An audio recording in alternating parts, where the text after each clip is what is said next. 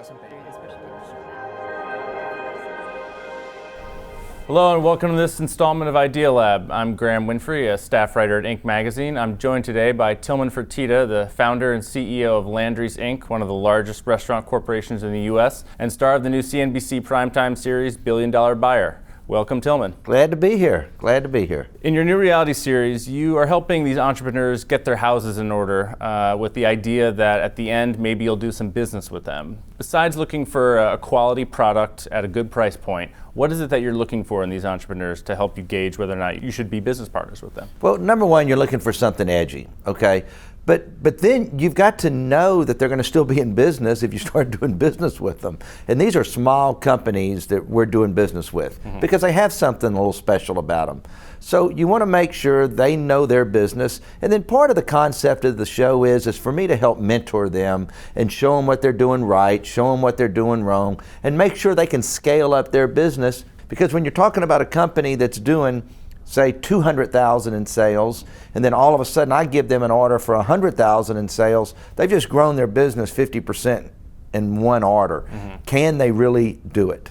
And that's part of the show. You're helping them on a lot of nitty-gritty, nuts and bolts things like costs and margins, but you're also counseling them on bigger picture issues. What are some of the bigger picture things that entrepreneurs that haven't been around too long struggle with? They start making a little bit of money and they want to expand too quickly. It's just like episode one. In my opinion, they were trying to open a commissary, which all of a sudden now you had as much cost as it was for a retail store, and they didn't have the business to really make it work. And they went from making $350,000 a year to breaking even the next year. And remember, a commissary is non-income producing. All it has is expenses. And so you see things like that in people's business where you want to help them and make sure they don't make those mistakes. What led you, do you think, to become kind of a brand picker, identifying brands that you thought could really go the distance and, you know, in a variety of sectors? How did you kind of gravitate to that type of business approach?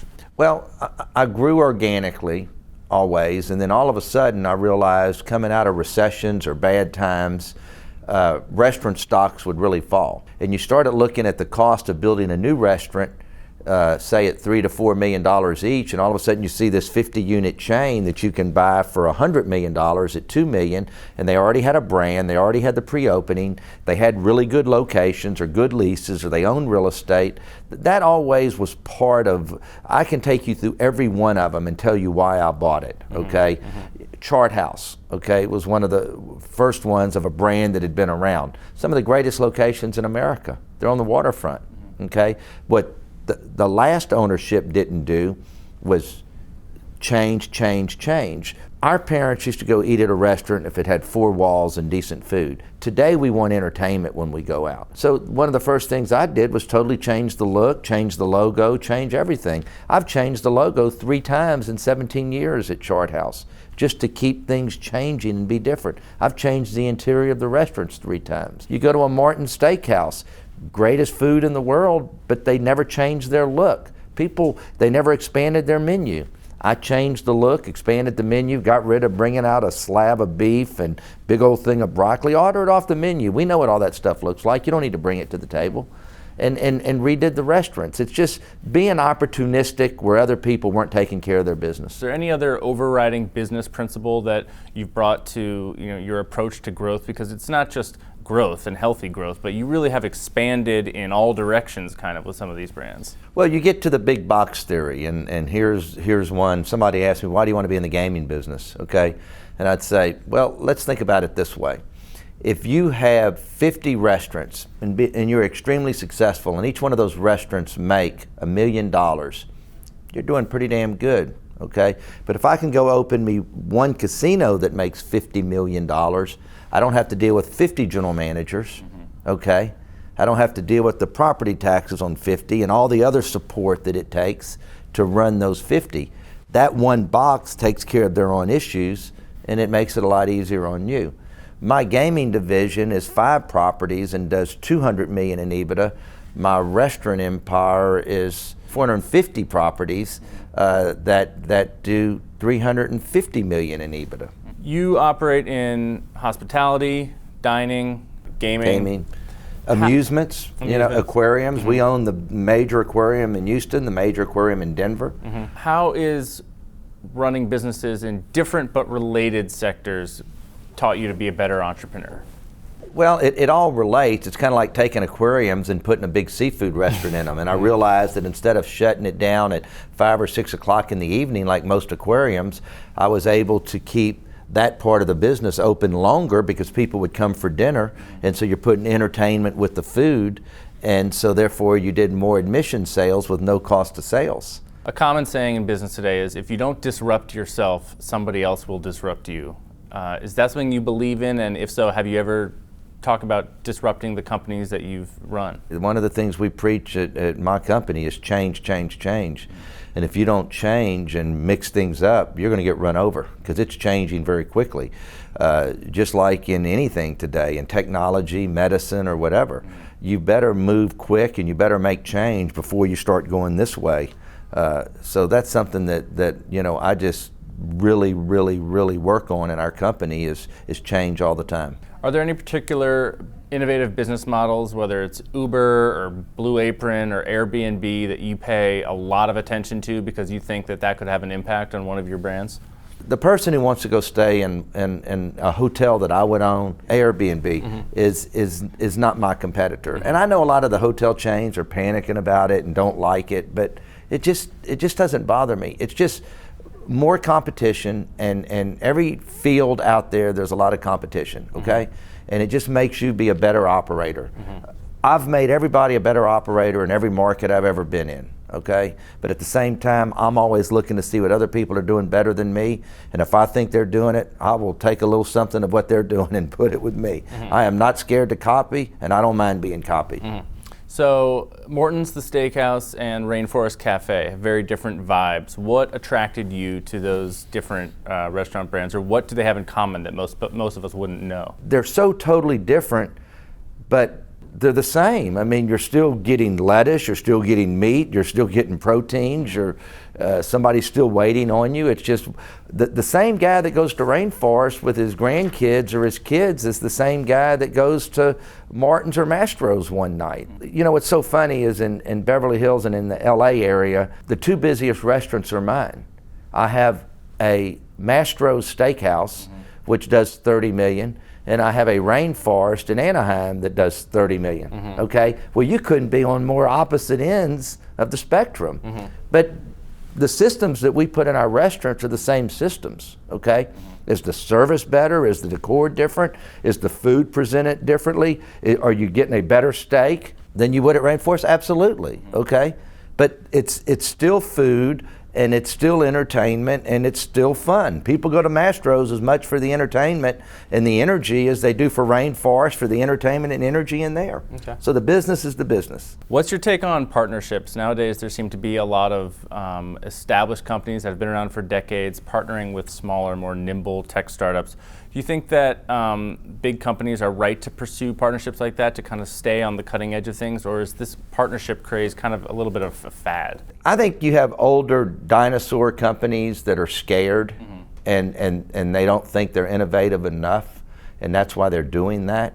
But you got to look at yourself and realize, are you staying on top of the trends? And now, do I think it's good that I have 4 kids that are in their late years of college and their late years of high school that are going to look at things differently than me? Yes, and I look forward to them being involved in my business because they are millennials and they are going to see things differently.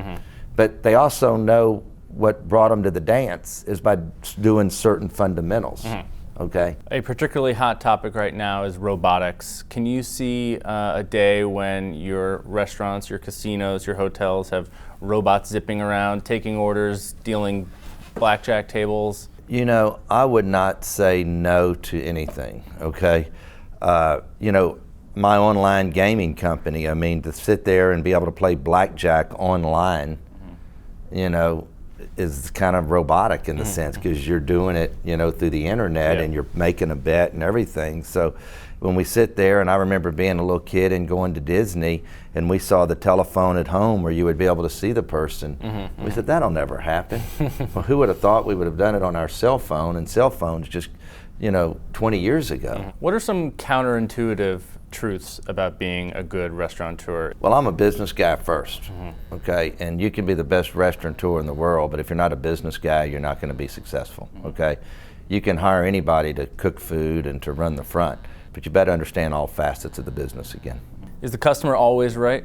I preach that, okay, that there are no spare customers, and if you go into one of my restaurants and you can try me, you can ask for scrambled eggs at 7 o'clock at night and we'll fix them for you, because I hate going into a restaurant and being told, we don't do this, or we don't substitute this, or we're not going to do this, or you staying at a hotel and they say, but we don't serve breakfast now, it's 11 o'clock. I'm sorry, you can go to the Denny's across the street, okay?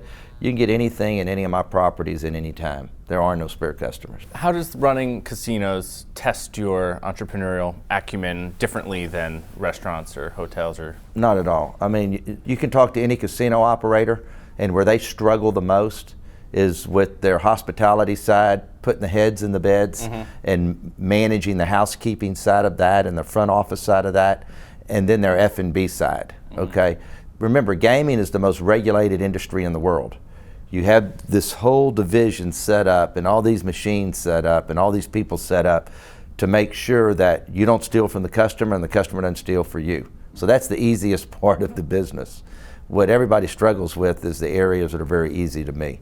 So that was an easy transition. You said that you spend $1 million a year just on sheets. How do you know when you're overpaying for something like that versus skimping on quality when it's at such a large scale? We know what we should be paying. We know the market. The biggest thing is what happens when you're big is your buying power is so good. And you would look at, say, a Martin Steakhouse or a McCormick and Schmick Seafood or whatever as decent sized company because they're doing a couple of $100 million in sales. But when you get acquired by a company that's doing over $3 billion in revenue, we have never not taken 5 points out of their cost.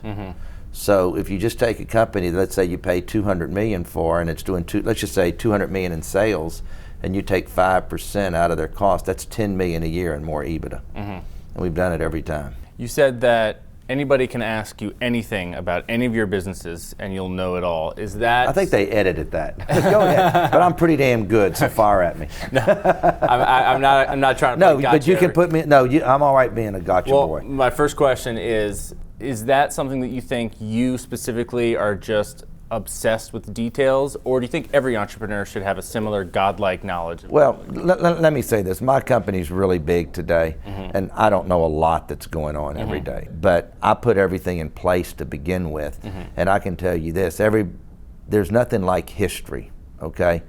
And what I have over everybody else is I know the story of every little thing and how it got to be there, right or wrong. Now, why was I successful?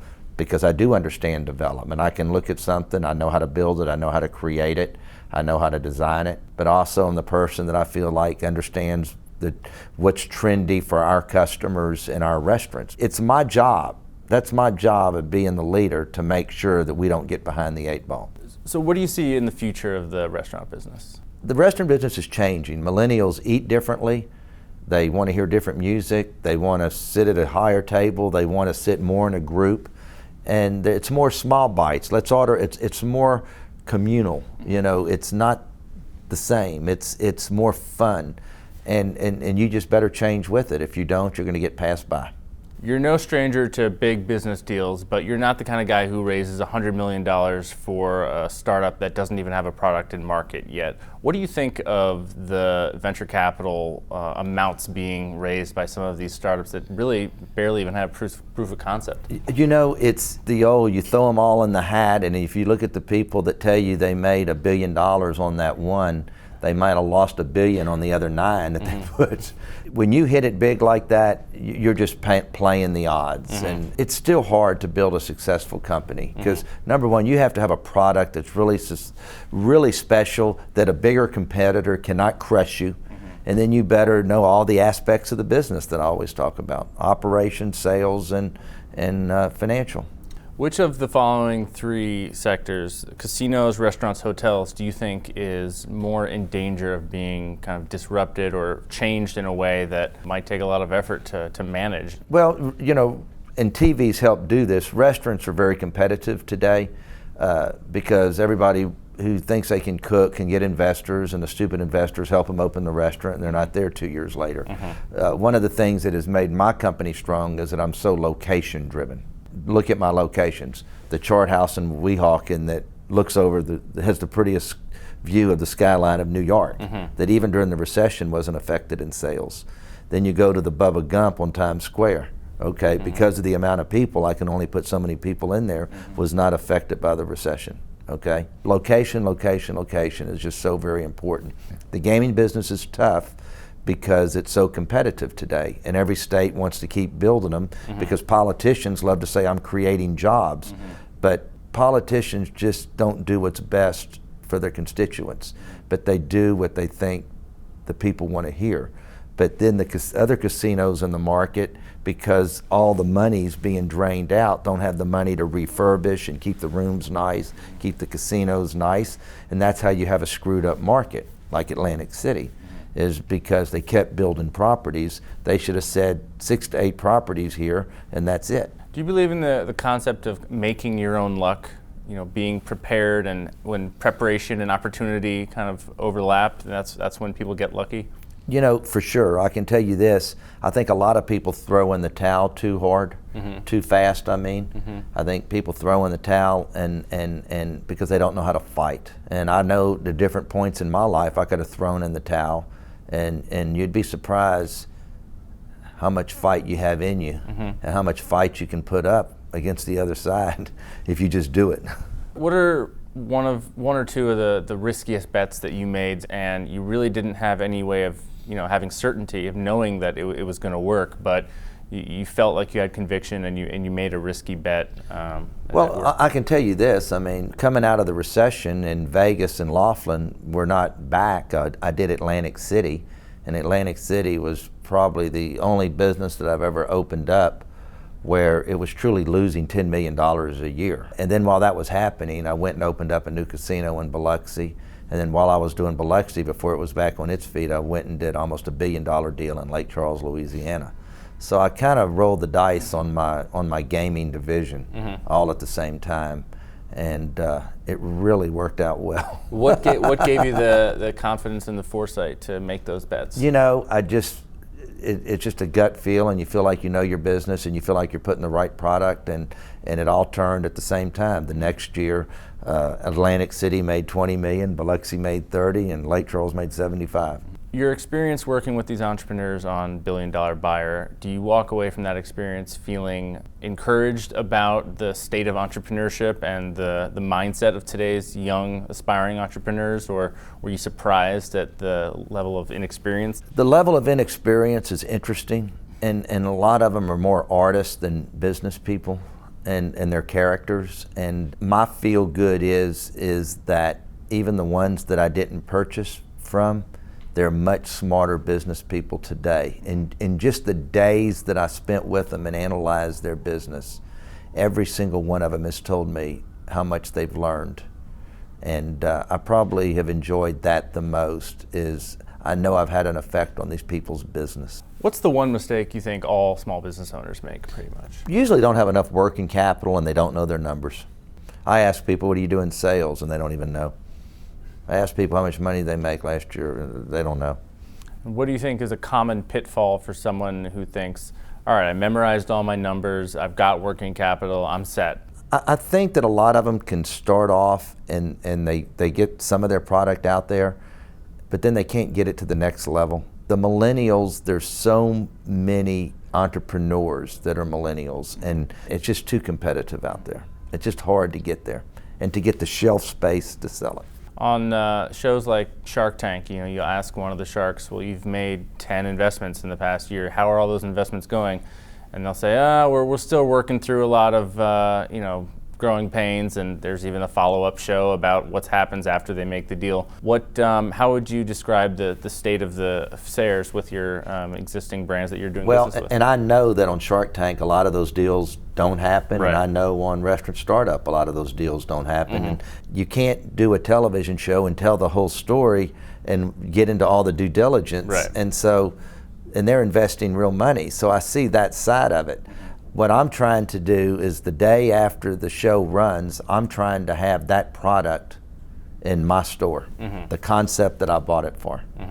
So that's something I'm working really hard for them to see, and for the customer to see, and for the viewer to see that this was a real deal and it really did happen. Today, are you pleased with how things are going with the brands that you partnered with? No, because we haven't put one in the store yet. Okay. Tomorrow will be the first one. Okay. Thanks so much for your time today. Thank you. Appreciate it.